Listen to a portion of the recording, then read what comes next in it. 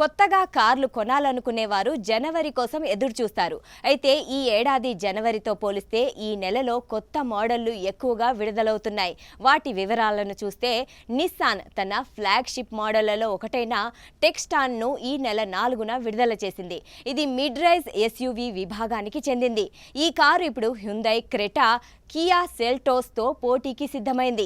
ఇందులో 2 వేరియంట్లున్నాయి. మొదటిది 100 bhpతో పెట్రోల్ వేరియంట్లో 3 సిలిండర్ల 1.0 లీటర్ల టర్బో ఇంజన్.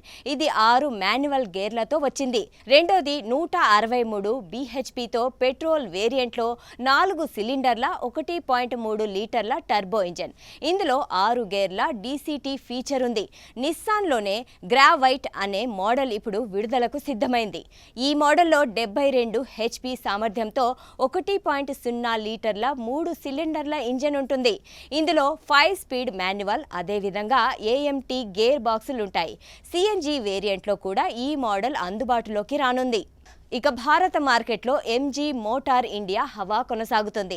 ఈ నెల 12న ఈ కంపెనీకి చెందిన మెజెస్టీ మోడల్ విడుదలవుతుంది. దీని డిజైన్, ఫీచర్లు గ్లోస్టర్ మాదిరిగానే ఉంటాయి. 8 స్పీడ్ ఆటోమేటిక్ గేర్ బాక్స్లు దీని ప్రత్యేకత. Rear wheel drive, or wheel drive ఫ్లెక్సిబిలిటీలు ఉన్నాయి. ఇక మారుతి సుజుకి ఈ విటారా మిడ్ సైజ్ SUV విభాగంలో మారుతి సుజుకి ఎలక్ట్రిక్ వాహనం ఫిబ్రవరిలో విడుదలవ్వనుంది. ఇక Mahindra BE6, Hyundai Creta electric, MG ZS EV, నిస్పాస్ట్ VF6 వంటి మోడళ్లకు గట్టి పోటీని ఇస్తుందని అంచనా. ఒకసారి ఫుల్ ఛార్జ్ చేస్తే 543 కిలోమీటర్లు ప్రయాణించవచ్చని మ్యానుఫ్యాక్చరర్ చెబుతున్నారు. ఇక Volkswagen Tayron, Volkswagen SUV విభాగంలో టైరోస్ కూడా ఈ నెలలో విడుదలవనుంది. ఇది 204 bhp సామర్థ్యం, 2.0 లీటర్ టర్బో పెట్రోల్ ఇంజన్తో పనిచేస్తుంది. ట్రాన్స్మిషన్ ఆప్షన్లలో 7 speed DCT, AWD transmission option ఉన్నాయి.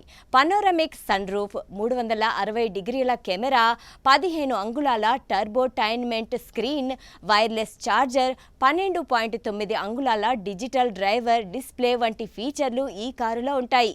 టాటా సియోరా EV ఫిబ్రవరి చివరికల్లా విడుదలవనుంది. సియోరా EV ఫ్రంట్ గ్రిల్ మినహా ప్రత్యేక బంపర్ డిజైన్లో వస్తుంది. ఇది హ్యారియర్ EV ప్లాట్ఫామ్పై నిర్మితమైంది. Rear wheel drive, all wheel drive ఎంపికలు ఉంటాయి.